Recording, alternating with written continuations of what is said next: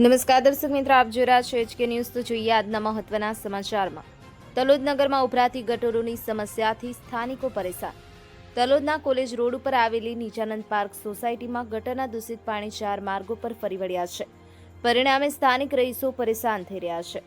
ગટરના પાણી રસ્તા પર ફેલાતા પાણીજન્ય જીવજંતુઓનો ઉપદ્રવ વધવાની શક્યતા છે, તેમજ રોગચાળો ફાટી નીકળે તેવી ભીતિ રહેવાસીઓમાં વ્યાપી છે।